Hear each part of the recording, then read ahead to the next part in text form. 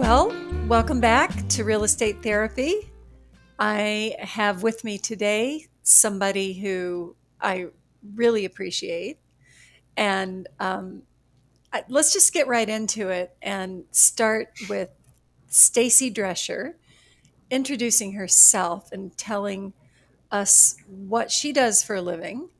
And then we have a lot more to say about that. Uh, Thank you so much. I'm happy to be here. And okay, so a little bit about me. I grew up in Los Angeles and I ended up in law school in San Francisco, which I thought had traveled a lot and lived all over the world and thought, okay, this will just be one more notch on the travel belt. And then that was 24 years ago. So I think I've lived here longer than anywhere else. I started out as a litigator, and after a few years realized that was not my calling, so I ended up joining a corporate intelligence firm. So I'm a private investigator. I had hired this firm when I was a lawyer and thought, well, that looks more fun than what I do. And I was there for 15 years, and then a few years ago I started my own firm. It's called DCI Group, and it's both a law firm that does workplace investigations and a private investigation firm that gathers facts for lawyers and business intelligence for investors and decision makers, and kind of hone in on the fact that we do things legally and ethically, but doesn't mean we can't be aggressive and creative. Well, I love it that you mentioned that you do things legally and ethically, because of course, my when I think about private investigators, I picture somebody in a trench coat in an office smoking a cigarette with the blinds behind them and I'm a big film noir fan. So, the PI is a common trope uh, in Exactly. movies and novels. And that is, and I think that probably colored. I mean, what did you think about the work before you learned more about it in its present form? I didn't think it was as high caliber as it is the intelligence world is. I kind of thought of surveillance and cheating spouses and missing children and that work does exist and it is important and but I think of myself more as like a New York Times investigative reporter. And in fact, a lot of people that are in my field are former journalists. So you are given a problem or you need some information or you have a goal and you are use public records. Now we have the internet. Back in the day, we used yellow pages, and we actually went down to the courthouse. Now almost everything's online. But knowing where to find the information, and also who to talk to and how to get them to talk to you, and then writing it up in a way that it tells a story, and sourcing all your findings. So you don't just say X happened. You say X happened according to the California Secretary of State filings from March 2022, and it's pretty buttoned up now. It's funny that I didn't think about it, but as a young woman out of college, I was a newspaper reporter for about 5 years, and I was a journalism major, and that's a lot of what we would do. We would be given a story to follow up on, and you'd go. I was at the courthouse every Friday, looking at recently filed civil cases and criminal Exactly. cases to see if there was any news there, and everything had to be attributed, right? You couldn't just say. Exactly. And but it, we'll get into why what this has to do with real estate in a minute. Yeah. How are we talking about real estate? Don't But trust me. We'll get there. but I was shocked as a reporter um, how much people love to talk, and like I was shocked. I would call somebody up and say, hey, what about that zoning violation in your back 40? And they would start telling me about it. Like, Well, things have changed because now with first of all, right, that back in the day, people had landlines right. and they picked up their phone, and then everyone got cell phones, and that was like exciting. Someone's calling me, but with all the robocalls and the marketing calls, when we do have to make a phone call, my first thing is I am not a marketing call. I'm a human being. I'm calling you because your name. Cynthia Cummings, I understand, used to work at the Marin Independent Journal, and I'm working on a case, or I'm researching something that happened at there with one of your former colleagues. So like, boom, I'm legit. I'm a human being. I'm not making money off this. Well, Mhm. I am, but we know what that Right. means. But yeah, it's do you think curiosity is one of the traits you have to do your work? It's funny. I teach a class on this once a year at Berkeley on like what about investigations, and one of the things I do with the students is like, what do you think makes a good investigator? Right on the board, and of course, I have my own idea, and it's being curious but skeptical because the whole idea is it's trust but verify. So if someone tells you something, I want to believe it, but I need to verify it before I'm going to tell my client that X is the case. Right. Yeah. Because it can very well turn out to be not what's being presented. And that kind of brings me to the real estate angle, which is a lot of what I do as an agent, especially in representing buyers, though it has its application with sellers as well, is we are trying to investigate the property that they're thinking about purchasing. This is usually a home or a condo, maybe a small residential building. And in California and San Francisco in particular, the whole buying process is so fast paced because you have such high demand, you have competing offers. It may be just a matter of days from or less from seeing the property to making an offer and not having any conditions attached to that offer because of the competitive nature of things. So, a lot of times we're relying on the seller's disclosures about what is right and what is wrong with the property. Now, the old, this concept of caveat emptor Of still course. applies, and I think in some places in the country. California was kind of the vanguard in requiring more and more disclosure. Caveat emptor being buyer beware, right? Right. Which meant it's up That's the to the Latin word. buyer to verify before they trust. Although the laws in California do protect you to some extent, the requirement to disclose Yeah, major uh, yeah. defects I mean, or and in San issues. Francisco, at least, or in my practice, we have very, very detailed disclosure requirements. And in fact, just in the last year, we now, sellers are supposed to share anything and everything they know about their property, including the disclosures that they were given when they bought the place. So, Mm, like right now, I recently had a transaction where I had represented the people 2 deals back, both sellers. So we had 2 sets of historical documents to bring forward. But meeting the letter of the law, which would right. be disclosing a defect or a nuisance or, Or an easement, right, for example. you have to disclose those things. But then there's also a lot of things that are a little more less obvious. Nuanced. Yeah. Um, Right.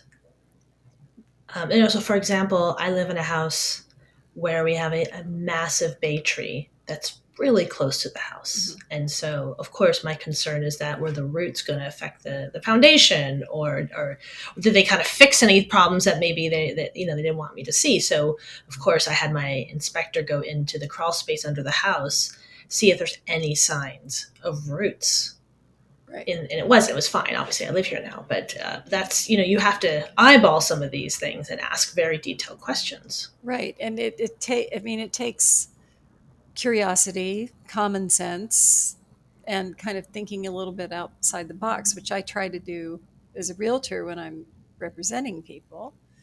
I also try to help sellers remember to share things that they've come to take for granted, but that might surprise other people. There's also this fine line though between you want to be aggressive to protect yourself but not too aggressive that the seller doesn't want to sell to you, because like you said, in this market, I wasn't there's going to be more than one bidder. Someone's most likely going to be, a higher bidder. Someone might be all cash. And so you want to write this glowing letter of how they could see you growing your family in this residence or whatnot. But if once you start asking questions, that person just might say, I'm not going to sell to them. Yeah. And they have the right to do Right. that. I mean, me as a listing agent representing a seller, I'm paying attention to all the buyers coming through. And Mm-hmm. when there's somebody who's asking me about, um, let's say it's a perfectly beautiful home that's just been remodeled, and they're asking me about whether or not there's been mold or, uh, and there's no, there is no mold, it's been inspected, that begins, you sort of raise your eyebrow, like, what's going on here? Uh, Well, and then, or they can just, it's a good omission. I just ignored, I didn't see something. I didn't see the signs of it. I can imagine, I have a friend, a cousin who bought a house, and luckily the husband is a general contractor. And they tore down a wall. They found all sorts of things you don't want to find behind the wall. They were planning to break it down and, tear right, it down and fix it. But imagine if you're not that person, and right. from eyeballing it, it looks perfectly fine. Or imagine me, the professional real estate agent working in the city who bought a house up in rural Northern California in snow country. And, and I was able to have inspections because it wasn't that competitive.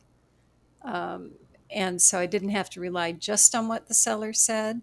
But there was a little bit of a disconnect between what I might have known just being more in that area than being in the city. So, for example, um, I feel like the owner probably didn't share with me enough about how difficult the very steep and windy driveway was going to be when the snow fell, Right. right?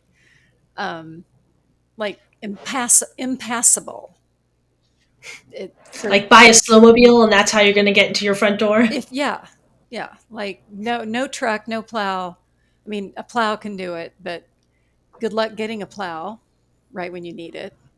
In a rural community that where everybody's driveways have to be plowed. These are things I didn't understand. And my agent, I had an agent represent me who was pretty astute and pointed out a lot of things that I wouldn't have noticed, Mhm. right? Reminding me of questions that I needed to ask. But, I saw this steep, windy driveway and I just thought, oh, it's a steep, windy driveway. We can handle that. Yes, city girl, you can handle that. Well, let's talk about some things that in the more urban areas that people might not think about, that they can actually advocate for themselves or find information Right. for themselves. Well, I want to hear from you. I'm going to mention just a few that come to mind for me. Mhm. Um, like I'm pretty noise sensitive, so I'm always paying attention to, um, like road noise can be pretty obvious, and you're going to hear that, and people ask about that, but they might not know that there is a concert venue a block away that every weekend you're going to hear the bass line coming from that building. Um, Right. or they may not be thinking, say they're on Waller Street, on the north side of Waller Street, backing up to the south side of Haight Street. They may not be considering that there's all kinds of different restaurants with big fans on the roof that make noise, that have aromas associated with them that you may or may not like. I mean, you'd better like coffee and pizza and Mexican food because you're going to be smelling it Well, there's the 24. trade off between walking distance to cool spots and living next to that high traffic area. Right. There's just the fine line of what you want. Like being across from the, like in South of Market, where there's a lot of mixed use. Um, you want to be aware, does the glass manufacturing place across the street open at 5 a.m.? And do they roll up Mhm. their doors then? Um, Yep. Also, when is trash collected? How loud is trash collected? Well, so some of the things you can find out for yourself. And I think it's important is to look at your neighbors. Now, if you live in a building, that's even more important than when you live in a single family residence or a townhouse. But Yep. nonetheless, what if you want to, find out who are you, this is the for most people, this is the most expensive investment, most important investment of their lives. Right. And because you're so rushed into it and overbid and outbid and you kind of throw the spaghetti at the wall and see what sticks. Well, let's just before just if you're really serious about something, one of the things to do is identify the neighbors' names, and you block shopper. It's so easy now. You put in an address, but identify their names, and then you can go to the city and county of San Francisco. You just put in Google San Francisco County online court search, and they have a free, publicly accessible online search function where you can search by a party's name. So yes, if your neighbor's name is John Smith, I'm sorry, that's just gonna good luck with that. Right. But in most cases, you can look up and see the docket and see, like, is this person maliciously sue people? Right. Has the person you're buying from been in a lawsuit before, and see if it involves neighborhood issues. Yep. Um, and you can learn a lot about a person by looking at the complaint filed by or against them. Even a regular Google search will turn up a lot of this. Right. To some extent, again, it's hard. Those like, for example, the county of San Francisco or Alameda County or Marin County, those results do not populate the search engines. They're what would we call the deep web. So you have to actually click on an OK button, meaning like I consent to the terms of use. Or sometimes you actually have to pay for it. Like in Los Angeles County, it's a couple dollars, but you do have to have a login and put up a credit card, and it's worth the few dollars. We're not talking hundreds, we're talking a couple dollars. But same for criminal. A lot of the criminal cases are tied to a person's name and date of birth. So you may not know their date of birth, but you know that the person is around age 60. So if someone with the same name who's 25, that's not them. Mm-hmm. But there's just, like I said, it's always good to do a little digging on your neighbors. So you think, and it's as an agent, there's limits on what I can do. Like, I'm not supposed, I think I'm pretty sure in saying that I'm not supposed to look up, it's not a guideline that I should look up Department of Building Yeah, Inspection records on a property for my clients. They need to do that themselves. exactly. And that's Is the this next the same kind of suggestion. thing? Like a neighbor? Exactly. I don't know if realtors have that restriction, but as a buyer, there's no restriction into doing your due diligence. Right. So litigation. Next thing was building permits. People don't realize that building permits are publicly available, and so are city council meeting minutes. So has this person ever spoke at the city council? Mhm. Is your address ever been discussed at city council meetings?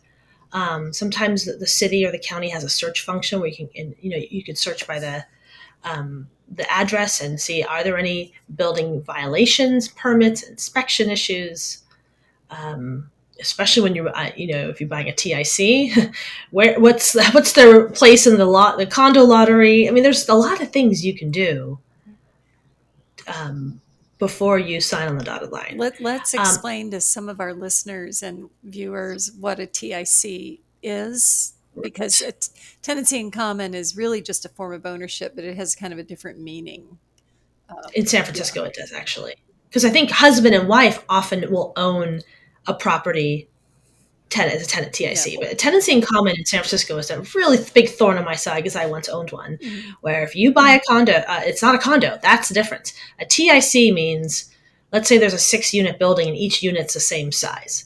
Or let's say 4. Let's make it easier. Do easy math. 4 units, each owns 25% of the building. So when you buy a TIC, you're buying 25% of the building, and that 25% is your unit. But typically, there's one loan for the whole building, Right. and then there's And it's like, and then when you condo convert is when your unit becomes its own condo and you get your own loan, and it's a lot better situation. That's one thing that's changed since you sold. Oh my goodness, this is great. It can, Yeah, it's made TICs less. I mean, I used to not recommend TICs to anybody because it was like getting married to, say, three strangers.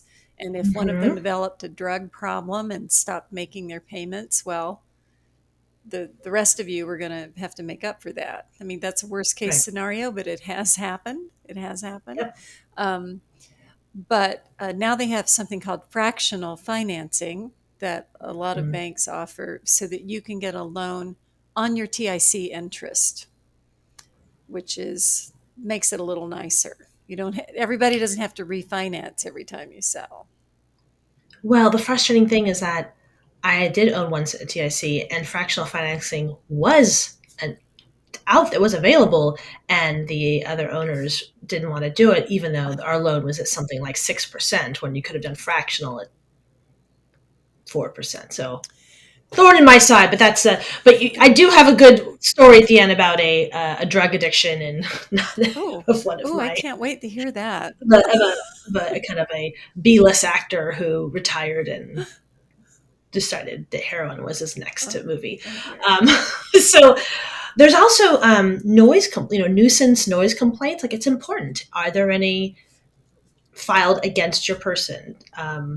Uh, then there's also police records. So I had once lived in Oakland, and I wanted to know, so essentially the police blotter, and you can usually the police department has you can search by address or by neighborhood, or you can kind of depends on how sophisticated their UI is, Mhm. user interface, but you can usually search to see what kind of criminal activity happens on that block. And if a lot of people, especially in San Francisco, are really interested in a particular neighborhood, so they could do this research in advance. Right. Is there a drug house? Is there I don't know, I'm aging myself, a flop house? Like, are there certain buildings known to the police that have a lot of police calls, domestic violence? So you can do this research and kind of say, okay, I'm going to avoid that block because that block seems to have multiple car break-ins for some Right. reason. I mean, my house in the city is on one of the it's in the most expensive zip code practically in the city. And, we have a terrible crime situation there.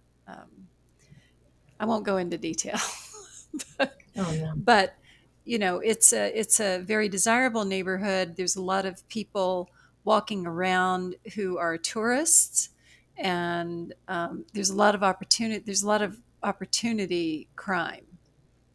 Car break-ins, right? muggings, that kind of thing. Got Um, it. that's part of urban living, but Mm-hmm. uh, I think sometimes people will be surprised if they. And this brings up a question. Sometimes people are going to be surprised at what they find out. And do you find, or at least I guess I find that sometimes there's a wish not to know like they want the dream to be true, to be Yeah. real, and they don't want anything to derail that. And yet it's important to hear that it's Right. important to Eyes investigate. wide open. Yeah. It's really important. You're going to live there. Can't hide it. I mean, I've got so many stories, my own and others and friends, but when I moved to Oakland from San Francisco, I had a shared driveway, and it looked like, and I did the title research. I dug back and I found the easement. It was the driveway belonged to the house that I owned, but the neighbor next had an easement because they needed to be able to take their trash cans but they, so technically it wasn't supposed to park there because if you park in the driveway, you block it. And so if we decided to stay there, we were going to offer to buy them out So that um, so that you because could street park. parking was not easy. Right. Yeah, but we just parked there whenever we wanted to, anyways. But hey, I know of a situation just in the last year, a colleague encountered that where it was a two houses on one lot with a driveway going down the side. The new owner of the front building um, gave up any right to the driveway. And the people in the back said, okay, well, you can't even walk down the driveway to get in the back of your house or take your trash out. So a big fight ensued over Oy. this. I mean, the letter of, I don't even know what the resolution was, but, and what happened there was the two neighbors, I think, just didn't hit it off right. And then all the next thing you know, they were both looking for ways to kind of engage in combat. They could have worked that out. They could have, and you know, this actually, it kind of reminds me of something I wanted to say, and that is political contributions. Your political contributions are a matter of public record, federal and state. Mm-hmm. If you don't want to live next to someone who votes a certain way, then, because especially if you're going to be sharing like a driveway, you can look it up. Also, take a look at the signs that people have in front of their house in the neighborhood you're interested in. Yes. You know, if you are a bleeding liberal, you don't want to be living next to Trump and Blue Lives Matter signs, and vice versa. If you're more conservative and don't want to hear you don't want to live next to someone that is a bleeding liberal in your mind, these are things you want to know. And it's easy on Google just to say, how to search its FEC, federal election records. Like, you can find this out, Right. and it's quite fascinating. Is the person a political or appointed official?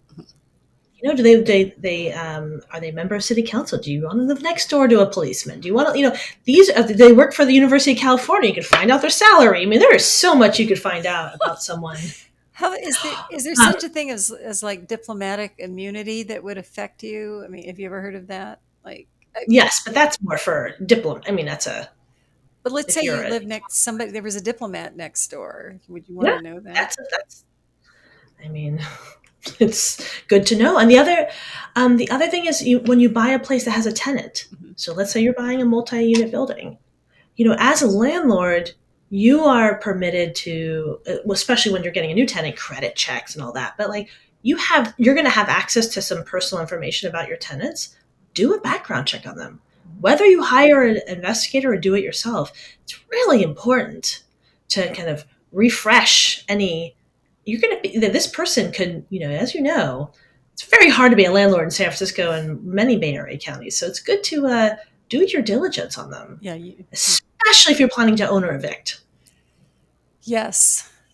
I'm adding a big star there. There's these laws in place to protect people from eviction, and it's very fair. I believe in protecting people from being evicted, uh, as long as to a reasonable extent. And we have some of the most strident legislation and practices around that in the nation. But then there's always the people who will kind of game that system. Yep. Um, Oh yeah, I've heard of stories, and I do sometimes get hired by commercial and residential landlords that can afford me mhm. to not to dig into a tenant, but when there's just kind of bigger disputes, and it often involves tenants or often involves another landlord or a neighbor, and I've helped them kind of dig into information that's going to be helpful either in their defense or their prosecution of Yeah. the case. Another thing that's really important is social media.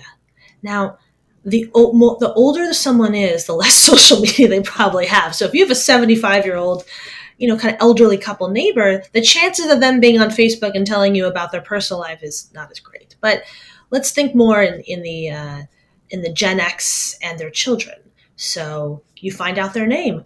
Do you have any friends in common? Are they on LinkedIn? Maybe you go knock on the door and say, "I'm looking to buy the place next door. What do you think of this neighborhood?" And have a conversation. I don't know if you're allowed to do that, but at least could you do that as a buyer? That Could you yeah. knock on the door, especially if you're in the same building? That brings up a really good question, because a lot of times people will say who lives in the condo next door, or who lives up above. And there's a limit on how much, let's say I'm the listing agent for the property being sold, there's a limit on how much I can divulge about my clients Okay. without getting into violating fiduciary obligation, Right. Again, this is me, the buyer. I'm putting myself in buyer mode. Yeah. Um, it's you can do this. I mean, I don't see why there's nothing preventing you from knocking on someone's door and saying, "Hey, I'm looking to buy the place below, and I'm a quiet person, or I'm a nurse and I work, or I'm a doctor and I work, pretty, um, often work nights, and just kind of like, what's the noise? You could ask these things, and but if you could find out the people's names, like I said, through just normal Googling, then see if you can find them on Instagram and Facebook. And if they have teenage children, there's your jackpot and what you're going to find out Right. about the neighborhood and about the parents. Right. And, uh, just take, see what you can find publicly. You don't friend people. You don't pretend to have pretend to be someone you aren't, which is called pretexting. I'm just in the general public sphere. The teenagers tend to be a lot more forthcoming in what they do with their everyday lives. And so why don't you take a look? Yeah. You can at least find out if there's ever any parties going on next door when the parents are out of town. Right. I did. When I had teenagers, I found out things on Facebook that I really did not want to know. I think that That's young people and also kind of millennials and on down have become more guarded to some extent. Like they'll have a private Instagram account, so you can't go see right. And everything they that's do. that's actually one of my specialties is called open source intelligence or digital forensics. And so identifying people's usernames and alternative kind of personalities, personas to be able to see like what are they doing online in that's under a pseudonym or under a stage name, you would say it. And that's one of the things I'm often hired to do in big litigation. Yeah. But I'm not. That's I have tools at my disposal as a licensed investigator. I've got databases that I can access because as a licensed PI, they're audited by the databases. Right. That's a different. That's not fair. Right. Hopefully, you will never need to hire me No. in some sort of dispute. No. But but there are things that we do that are on the public record that I think that's what I'm talking about are really helpful. Um, and some of the other things we talked about too is like. Um, you it's just probably something more that you as a selling or buying agent tell your people, but like go and sit in the neighborhood. Mhm.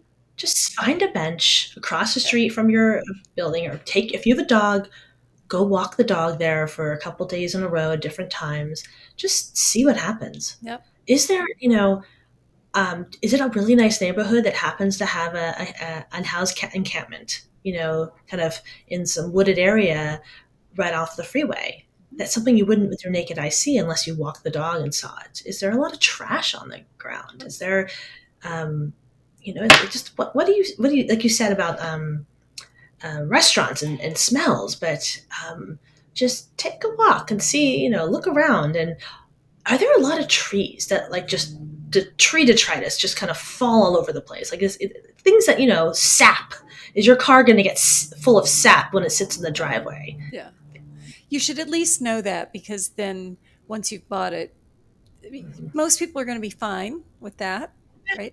But if for some, maybe you had a bad tree sap experience as a Or you kid, have terrible allergies. right? Maybe you are so allergic and your neighbor next door has this whole pollinated garden Right. that's just going to wreck your Yeah. senses.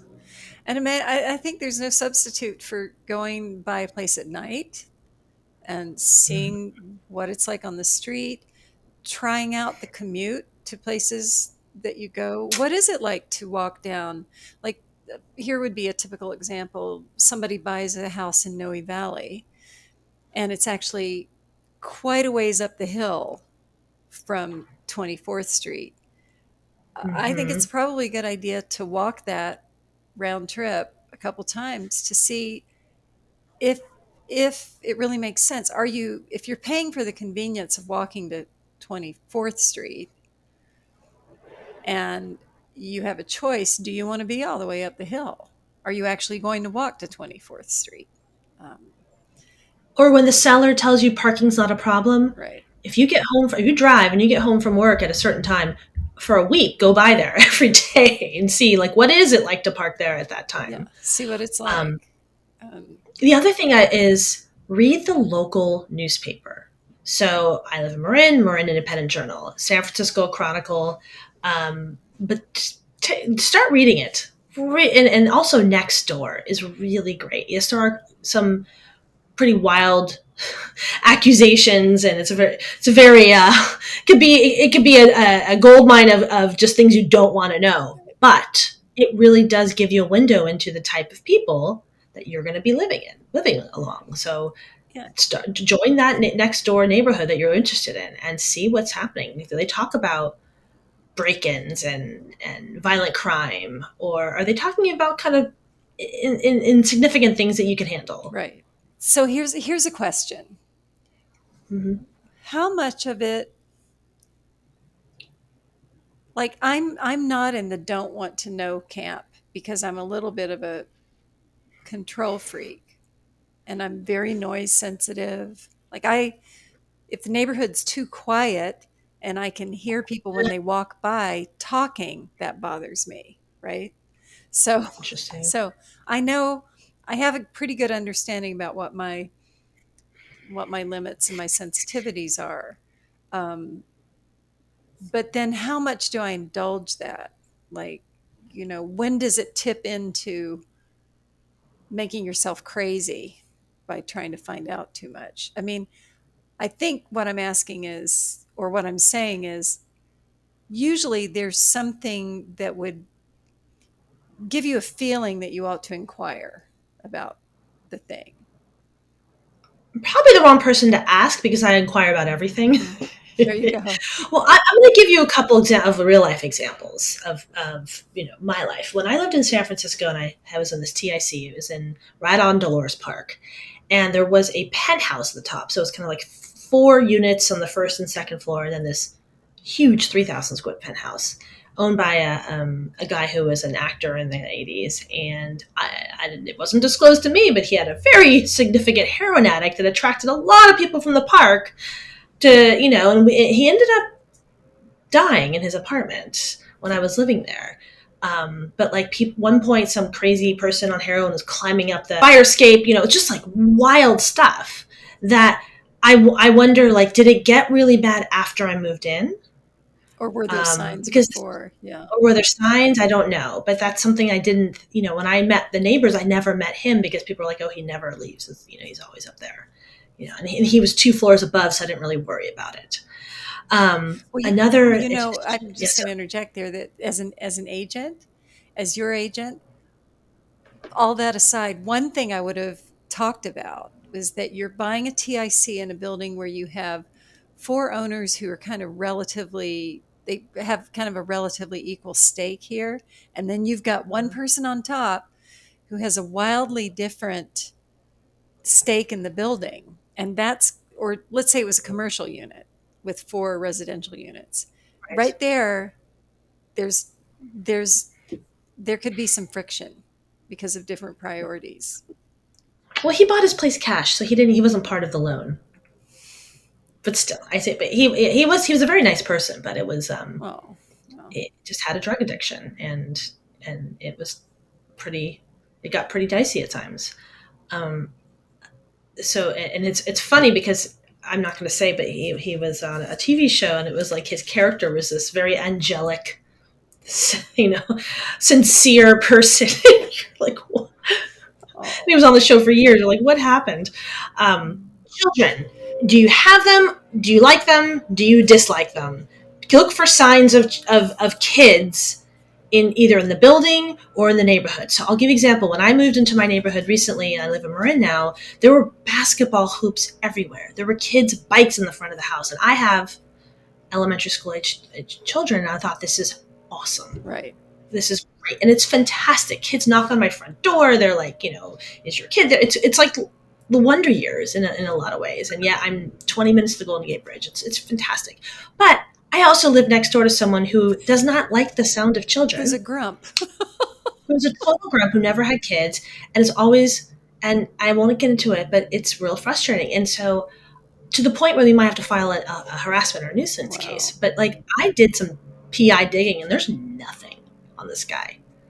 No lawsuits, no police. You know what I'm saying? And there's no social media. It's just sometimes, and you never would have known unless you moved in and it was a warm summer afternoon and my kids are outside making noise, and he's trying to counteract with even more noise. So like, just there's only so much you can do. I guess that the moral of the story is there's only so much you can do, Right.